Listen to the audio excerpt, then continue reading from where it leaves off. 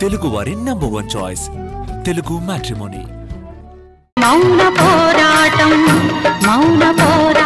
మొండితనంతో మిమ్మల్ని ఎదొచ్చేద్దామని చావుని తనే పిలుచుకుంది. చివరికి నీ మీద ప్రేమ చావక నీవైపే చూస్తూ ప్రాణం వదిలేసింది.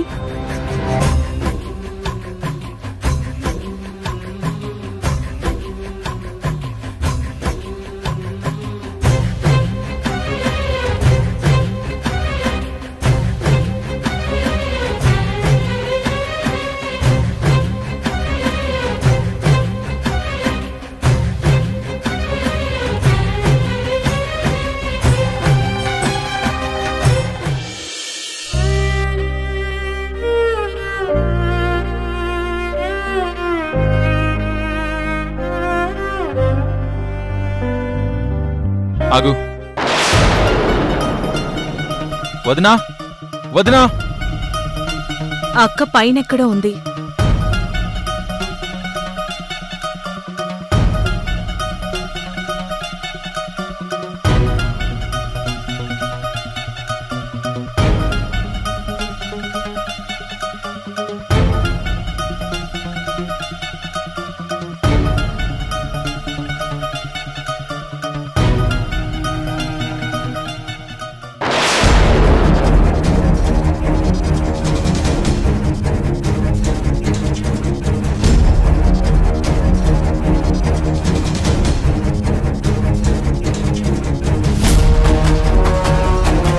మురారి, నీకిష్టమైన కూరలే చేశాను.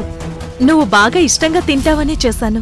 నువ్వు ఇంత ప్రేమ నటిస్తూ వండావంటే ఇదేదో డౌట్ పడాల్సిన మ్యాటరే. డౌట్ ఏంటి? ఇవి చాలా టేస్టీగా ఉన్నాయి. నువ్వు టేస్ట్ చేశాక దీంట్లో ఏమీ కలపలేదని నమ్మకమేంటి? మురారి, ఏంటా మాటలు? నక్షత్ర దేంట్లో ఏం కలుపుతుంది చెప్పు. పిచ్చి ఆలోచనలు పెట్టుకోకు. ఏం కలుపుండదు, హ్యాపీగా తిను. అయ్యో, ఎందుకు కలపలేదు? కలిపాను.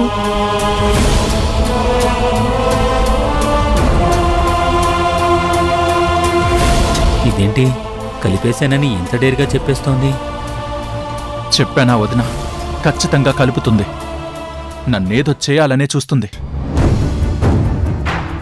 అదేంటి? నేను టేస్ట్ చేశాక ఉప్పు తగ్గిందని కొంచెం ఉప్పు వేసి కలిపాను.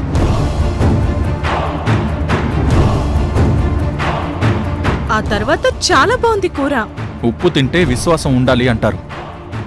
కొంతమంది మన ఇంటి ఉప్పు ఎంత తిన్నా ఆ విశ్వాసం అనే పదార్థం కొంచెం కూడా లేకుండా బతికిస్తుంటారు. మురారి, మాట్లాడకుండా భోజనం చేయి. ఇది నేను తినాలంటే ముందు ఈ విశ్వాసం లేని జంతువుని తినమని చెప్పొదినా.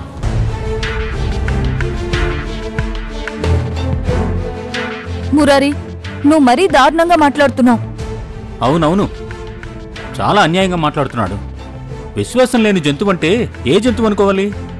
ఏ విశ్వాసం లేని కుక్కనో కోడెనో పర్టికులర్ పేరు చెప్తే బాగుంటుంది. ఇలా అంటాం కరెక్ట్ కాదు. రఘురామ్ గారు, మీరు మాట్లాడకండి. మీకసలు ఒక్కోసారి బుర్రుండి మాట్లాడతారో లేకుండా మాట్లాడతారో అర్థం కాదు. మురారి, నువ్వు తిను. లేదు వదినా, ఆవిడ గారిని టేస్ట్ చేసి చూపించమను, అప్పుడే నేను తింటాను.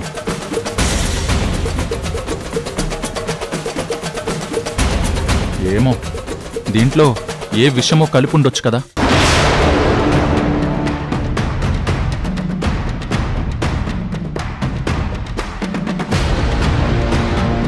మురారి, ఇది అన్యాయం. నేను నేను నీకు విషం కలిపిన భోజనం పెడతానా? ప్రాణంలో ప్రేమించిన నిన్ను నా చేతులతో చంపుకుంటానా? నమ్మకం చచ్చిపోయాక నువ్వు ఎన్నిసార్లు చెప్పినా అది వేస్ట్. నీకు నమ్మకం కలగాలి, అంతే కదా? హలో, నా కంచంలోంచి ముద్ద తినే హక్కు నువ్వు ఎప్పుడో పోగొట్టుకున్నావు.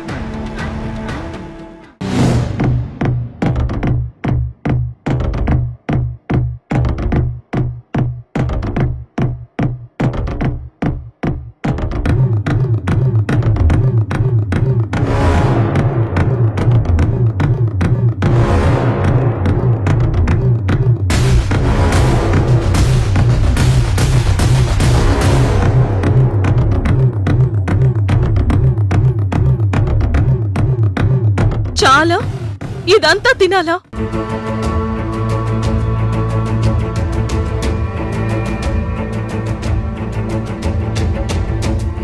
మురారి, నిజంగా చెప్తున్నాను, నేను తప్పు చేశానని తెలుసుకున్నాను. నా తప్పుకి క్షమాపణ కూడా అడిగాను. ఇంకా నువ్వు నన్ను నమ్మకపోతే నేనేం చేయాలో నాకు అర్థం కావట్లేదు. నిన్నెలా నమ్మించాలి మురారి? నువ్వే నా ప్రాణమని నిన్నెలా నమ్మించాలి? ఎలా నమ్మించాలి? నక్షత్ర, ప్లీజ్ ఏడోకు. ఏడోక ఏం చేయను. నా తలరత్త బాగోలేక తప్పు చేశాను. ఏం చేసినా ఎంత చెప్పినా తను నమ్మకపోతే నేనేం చేయను. అంతలా ప్రేమించిన మురారి ఇంత దారుణంగా మాట్లాడుతుంటే, నా మనసుని చీల్చి చీల్చి పెడుతుంటే నేను ఏడవక ఇంకేం చేయను.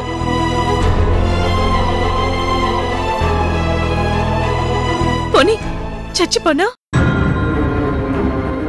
చెప్పక్క, చచ్చిపోమంటే చచ్చిపోతాను. చెప్పు. నక్షత్ర, ఆ పని చెయ్యి, ఇంకే పని చేసే అవసరం ఉండదు. మురారి, ఏంట మాటలు? నక్షత్ర, నువ్వైనా ఏంటి? కష్టం వచ్చినప్పుడే ధైర్యంగా నిలబడాలి. తను నిలబడే ఉందొదినా, అందుకే మనకి కష్టాలు వస్తున్నాయి. మురారి,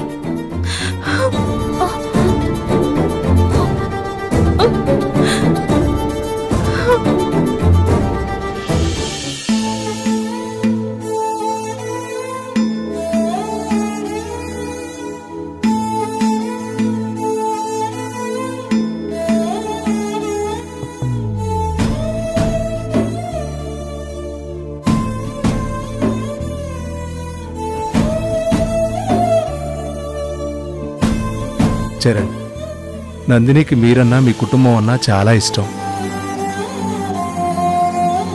నీ మీద చాలా ఇష్టం పెంచుకుంది. కానీ నీ మనసులో తన మీద అలాంటి అభిప్రాయం లేదు. నందినికి నేనెంతో చెప్పాను మావయ్య. బతిమిలాడాను, కోపడ్డాను, భయపెట్టాను. ఏం చేసినా నా మాట వినలేదు. పెళ్లి చేసుకో అని. ఊరుకో చరణ్, నువ్వు చేసిందేముంది ఇందులో? అది దాని తలరాత. నేను కూడా ఎంతో చెప్పాను. వాణ్ణి చేసుకుంటానంటావేంటి? వాడు నిన్ను పెళ్లి చేసుకోనని చెప్పాడు కదా అని అంటే నాతో పెద్ద గొడవ పెట్టుకుంది. అయినా నేనేం అనలేదు. చాలా సున్నితంగా చెప్పాను ఇంటికొచ్చేయమని. అసలు నా మాట వినలేదు. మొండిది. నాకు తన మీద ప్రేమ లేకపోతే నేను ఎలా తాళి కట్టగలను? నేను చూపించే ఇష్టాన్ని తను ప్రేమ అనుకుంది. నేనెంత చెప్పినా తన తీరు మారలేదు. చివరికి నన్ను క్షమించు మావయ్య. చరణ్, నువ్వెందుకు బాధపడతావు? నువ్వేం తప్పు చేశావని క్షమాపణ చెప్తావు? తప్పు చేసింది నందిని. శిక్ష పడింది మాత్రం మనకి. బాధపడకో. నందిని గురించి మర్చిపో. ఇక మనం చేయగలిగేది ఏమీ లేదు. పంతంతో ఊగిపోయిన మనిషి చివరికి ప్రాణాలే పోగొట్టుకుంది. తన ఆత్మ శాంతించాలని కోరుకుందాం.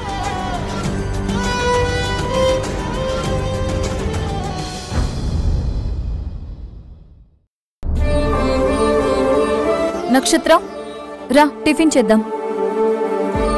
వద్దక్క, నేనీరోజు వ్రతంలో ఉన్నాను. పచ్చి మంచినీళ్ళు కూడా తాగను. వ్రతమా?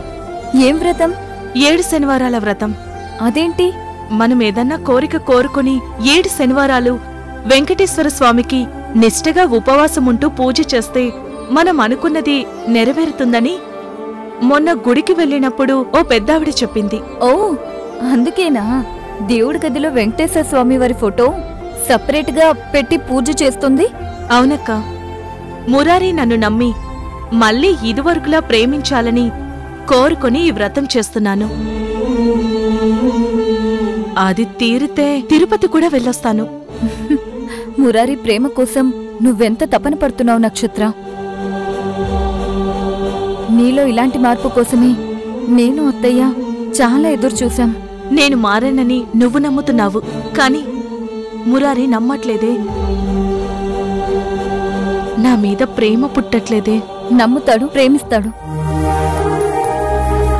ఇలా పూజలు చేస్తూ ఇంకా వేరే రకంగా ప్రయత్నం చేస్తే ఖచ్చితంగా మురారి నీ వైపు తిరుగుతాడు. ఏంటక్కా అది?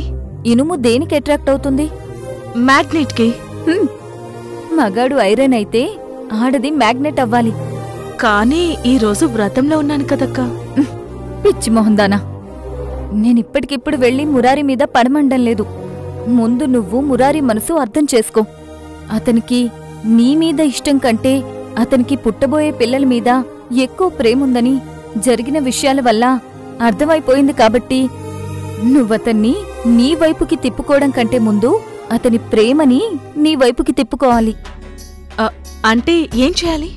నువ్వు మురారికి ఒక లెటర్ రాసి పెట్టాలి. అతను జిమ్కి వెళ్తూ ఉంటాడు కదా, వచ్చేసరికి ఆ లెటర్ని అతను చూడాలి. నీ వైపు పాజిటివ్గా ఒక అడుగు వేయాలి. ఆ లెటర్లో ఏం రాయాలి?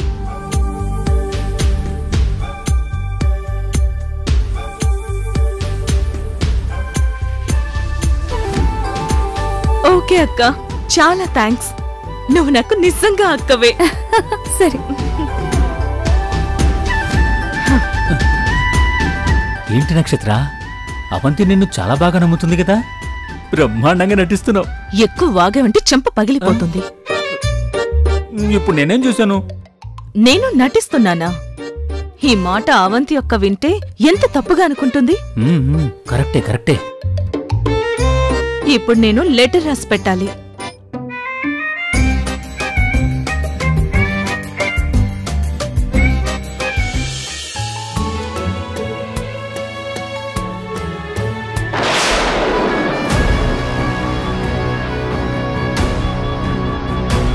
మురారి, నేను నిజంగానే మారిపోయాను. నేను మారానని నువ్వు నమ్మాలి అన్నా, నీ ప్రేమను నేను గెలుచుకోవాలి అన్నా ఒకటే దారి కనిపించింది నాకు. నా మీద నీకు కోపం ఎందుకొచ్చిందో దానివల్లే నీ కోపం తగ్గుతుందనిపించి నాకు ప్రెగ్నెన్సీ రాకుండా వచ్చిందని డ్రామా ఆడినందుకే కదా నువ్వు నన్ను ఇంతలా ద్వేషిస్తున్నావు. అందుకే నిజంగానే ఇప్పుడు నీకు ఓ బాబునో పాపనో కనిచ్చి నీ కోపం తగ్గించాలనుకుంటున్నాను. ఇది నిజం, నన్ను నమ్ము. ఇట్లు నీ ప్రేమ కోసం ఎదురు చూసే నీ నక్షత్ర.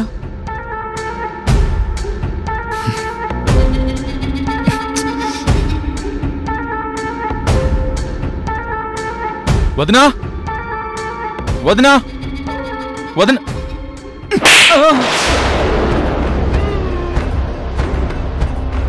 ఏంటి మురారి, నన్నెందుకు కొట్టావు? వదినా, వదినా, వదినా. మురారి, ఏమైంది? ఇదిగో ఇది చూడు.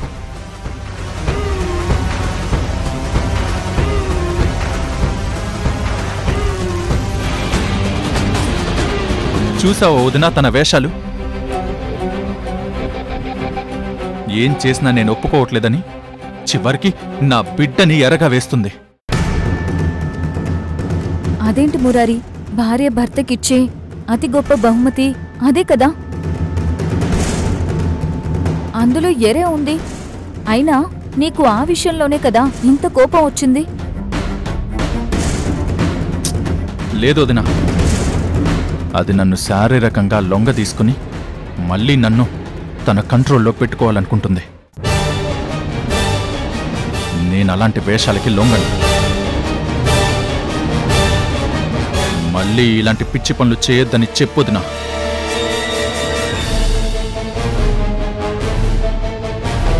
ఏయ్ రఘురామ్, మళ్ళీ ఇలాంటి జరిగితే నీకిలాగే పడుతూ ఉంటాయి. జాగ్రత్త.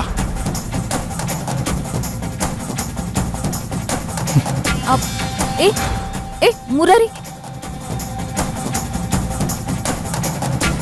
ఇది ఇంకా బాగుంది.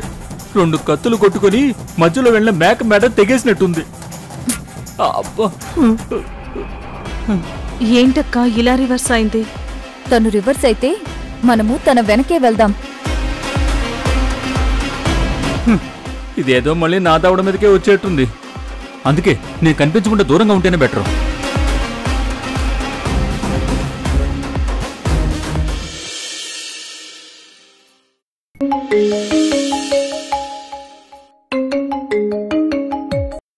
హలో డాక్టర్ గారు, చెప్పండి. ఏంటి ఈ టైంలో ఫోన్ చేశారు? దుర్గగారు, చాలా చాలా గుడ్ న్యూస్ అండి. ఏంటండి? మీరు చాలా చాలా లక్కీ అండి. మీ జానకి గారి బ్లడ్ గ్రూప్ తో ఆవిడకి సెట్ అయ్యేలా కళ్ళు దొరికాయండి. డోనర్ దొరికారు. ఎంత గుడ్ న్యూస్ చెప్పారు డాక్టర్. రేపు ఎర్లీ మార్నింగ్ 7 కల్లా ఆపరేషన్ స్టార్ట్ చేస్తామండి. మీరు 6:30 కల్లా జానకి గారిని తీసుకొస్తే ఓసారి ఐ టెస్ట్ చేసి ఆపరేషన్ స్టార్ట్ చేస్తామండి. Thank you doctor, thank you so much. మావయ్య, సౌందర్య, రాముడు, అందరూ రండి. రండి. ఏంటమ్మా చాలా ఆనందంగా ఉన్నావు? ఏంటి విషయం? మావయ్య, దొరికేశాయి. జానకి కావాల్సిన కళ్ళు దొరికేశాయి మావయ్య.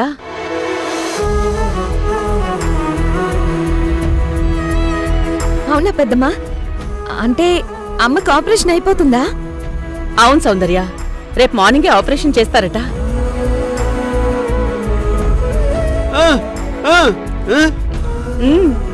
అవును రాముడు. అమ్మా దుర్గా, ఎంత మంచి వార్త చెప్పావమ్మా. ఇంక జానకి కంటి చూపు వచ్చేస్తుందమ్మా. అవును మావయ్య, ఇక ఈ ఇంట్లో కొత్త మార్పులొస్తాయి. అందరి జీవితాల్లో కొత్త మలుపులు తిరుగుతాయి.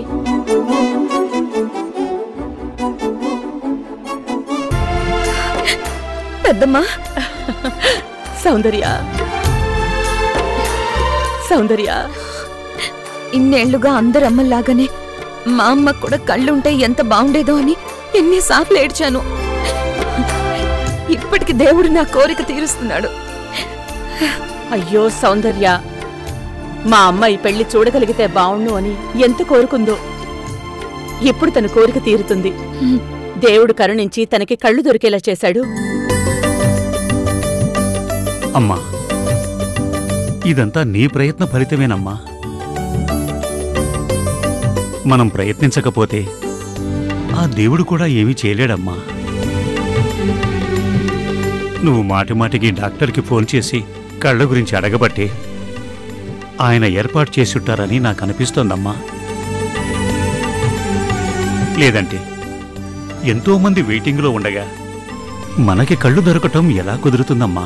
అదేం కాదు మావయ్య, వాళ్ళకి కళ్ళ డోనర్స్ దొరకగానే ముందుగా వాళ్ళ బ్లడ్ గ్రూప్ కి సంబంధించిన పేషెంట్స్ ని చూసుకుంటారు. తర్వాత పేషెంట్ కండిషన్ ని బట్టి ఎవరెవరికి సెట్ అవుతాయో వాళ్ళకి ఆ కళ్ళని సెట్ చేస్తారు. ఇప్పుడు దొరికిన కళ్ళు జానకి మాత్రమే సెట్ అవుతాయని డాక్టర్ గారు తెలుసుకునే నాకు ఫోన్ చేసి చెప్పారు. అవును, ఇంతకీ జానకేది? అమ్మకి నిద్రొస్తుందని ఇందాక నిద్రపోయింది పెద్దమ్మా. పొద్దున్నే 5 కల్లా అమ్మని లేపాలి. రాముడు, నువ్వు అలారం పెట్టుకుని పడుకోవాలి. మార్నింగ్ నేను 5 కల్లా సింహాచలం అప్పన్న దగ్గరికి వెళ్లి ఆపరేషన్ బాగా జరగాలని దండం పెట్టుకుని జానకి పేరు మీద పూజ చేయించుకుని డైరెక్ట్ గా హాస్పిటల్కి వచ్చేస్తాను. మావయ్య, నువ్వు సౌందర్య జానకిని తీసుకుని హాస్పిటల్కి వచ్చేయండి. అలాగేనమ్మా.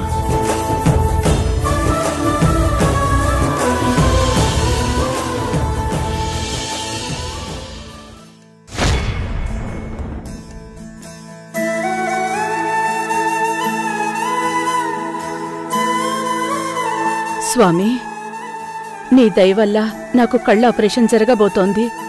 ఆపరేషన్ చక్కగా జరిగి నాకు చూపు రావాలి. నా కూతురి పెళ్లి నా కళ్ళతో చూడాలి. దీవించు స్వామి.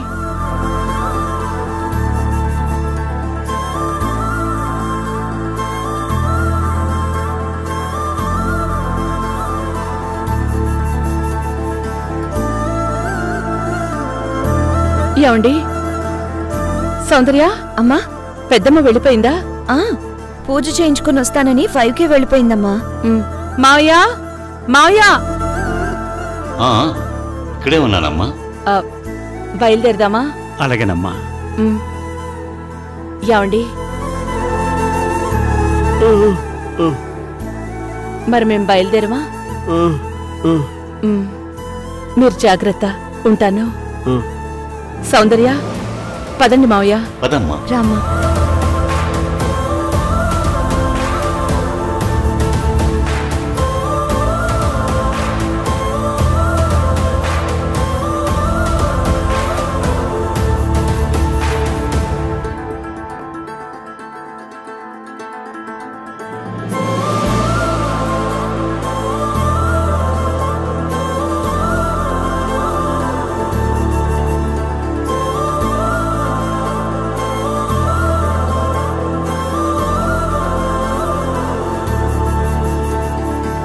నువ్వు పెళ్లి చేసుకుని సంతోషంగా ఉంటేనే బతికున్నప్పుడు నీ వెంటపడి ఏడ్పించిన పాపం కొంచెమైనా తగ్గుతుంది. ఇలాంటి టైంలో పెళ్ళా? చెడు జరిగిన ఇంట్లో శుభకార్యం జరగడం చాలా మంచిదంటారు. నందిని ఆత్మకు మంచి జరగాలంటే నువ్వు సంతోషంగా పెళ్లి చేసుకోవాలి, తప్పదు. అవునరా, మావయ్య చెప్పేది నిజమే. అనుకున్న టైంకి నువ్వు పెళ్లి చేసుకో. పెళ్లిని వాయిదా వేయించొద్దు.